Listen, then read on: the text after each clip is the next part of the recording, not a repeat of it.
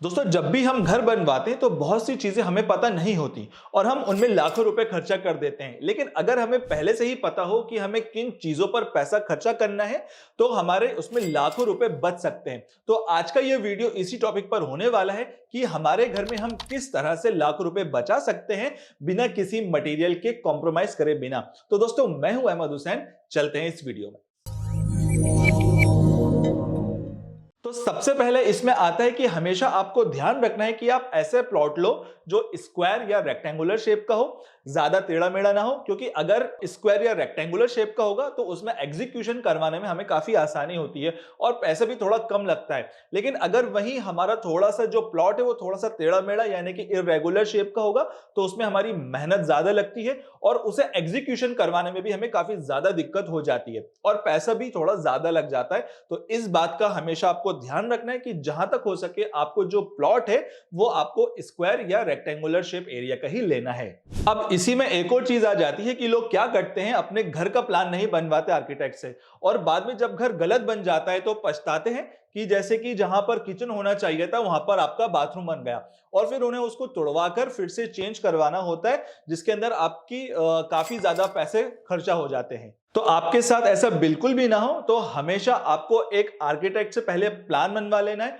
और structural details भी लेनी है अपनी रिक्वायरमेंट के हिसाब से, जिससे क्या होगा, एक आपको आपकी अप्रोक्स एस्टिमेशन कॉस्ट पता पड़ जाएगी और दूसरा आपके घर की जगह भी अच्छी तरह से यूज हो जाएगी जिसमें आपका ज्यादा खर्चा नहीं आएगा। ज्यादा से ज्यादा आर्किटेक्ट आपसे 25 से 30 रुपए स्क्वायर फीट तक चार्ज करेगा। फॉर एग्जाम्पल अगर आपका घर 1000 स्क्वायर फीट का हो तो आपका खर्चा 30,000 तक आएगा, जिसमें आपका बाद में जो तोड़फोड़ होने वाली है वाला खर्चा बचेगा, साथ ही साथ आपका एक अच्छा और मजबूत घर भी बन जाएगा। अब नेक्स्ट और सबसे इंपॉर्टेंट पॉइंट आ जाता है कि आपको एक अच्छे कॉन्ट्रैक्टर की ही चॉइस करनी है। कैसे वो समझते हैं कि सबसे पहले वो जो भी आपको रेट दे उसको आपको मार्केट रेट से कंपेयर करके देखना है और दूसरा उसने जो भी काम पहले कर रखा है वो भी आप देख लीजिएगा और आपसे पहले जिस किसी का भी उस कॉन्ट्रैक्टर ने घर बनवाया उनसे आपको उस कॉन्ट्रैक्टर के काम का फीडबैक जरूर ले लेना है कि उसने उनका काम कैसे किया था और अगर उसने विद मटेरियल काम करा है उस कॉन्ट्रैक्टर ने तो उसने किस तरह का मटेरियल यूज किया था घर बनाते टाइम,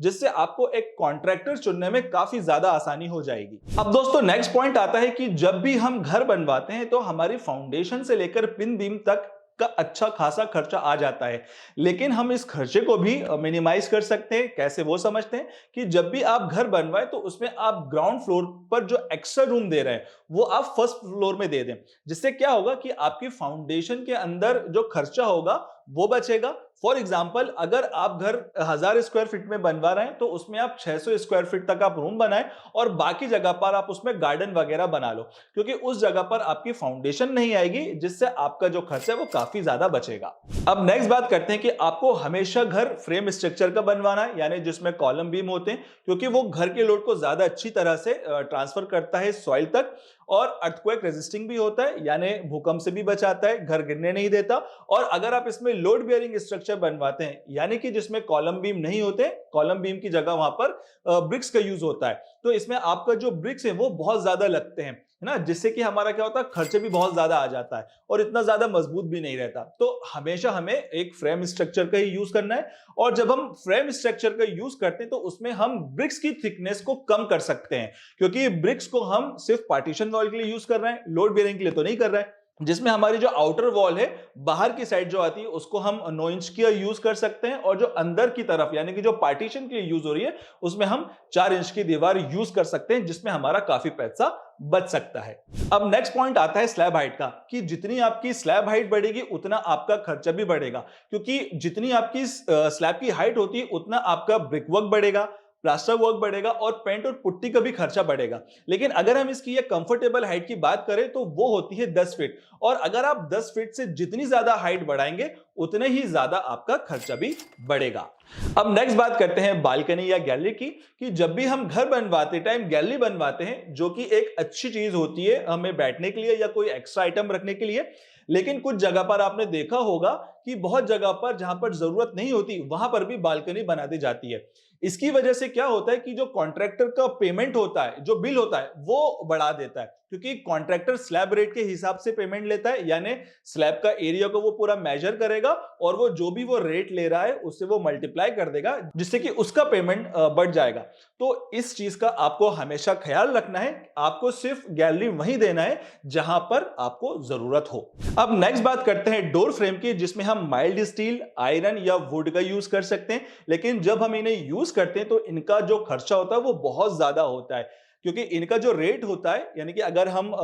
माइल्ड स्टील की बात करें या लोहे की बात करें तो 110 से 120 रुपए केजी फ्रेम में मिलता है। वहीं वुड की बात करें तो ये तकरीबन 150 से 170 रुपए पर केजी के हिसाब से पड़ता है और इनमें दीमक लगने का भी खतरा रहता है। लेकिन वहीं अगर हम यहां पर एल्यूमिनियम फ्रेम की तरफ जाएं तो इसमें खर्चा भी कम होता है और इसे लगाने के बाद ये अच्छी भी लगती है और इसमें दीमक और कोरोजन लगने का भी खतरा नहीं रहता। तो जरूर आप यहां पर एल्यूमिनियम फ्रेम की तरफ जाएं। अब नेक्स्ट बात करते हैं फ्लोरिंग की, जिसमें अगर आप ब्रांडेड टाइल लगवाओगे यानी कि कजारिया की या किसी और अच्छी कंपनी की, तो डेफिनेटली आपकी जो खर्चा है वो बढ़ने वाला है। लेकिन इसके बजाय अगर आप रेगुलर और अच्छी क्वालिटी की टाइल यूज करोगे जो कि आपको 35 से 40 रुपए पर स्क्वायर फीट में मिल सकती है, और इसी तरीके की टाइल्स की लाइफ भी अच्छी होती है और इसमें खर्चा भी कम होता है और देखने में भी जब वो लगा देते तो वो अच्छी लगती है। लेकिन वहीं अगर हम मार्बल या ग्रेनाइट का यूज करेंगे तो वो महंगी भी पड़ती है टाइल से और उसका लेबर कॉस्ट भी ज्यादा होता है लगाने का। तो जितना आपको पॉसिबल हो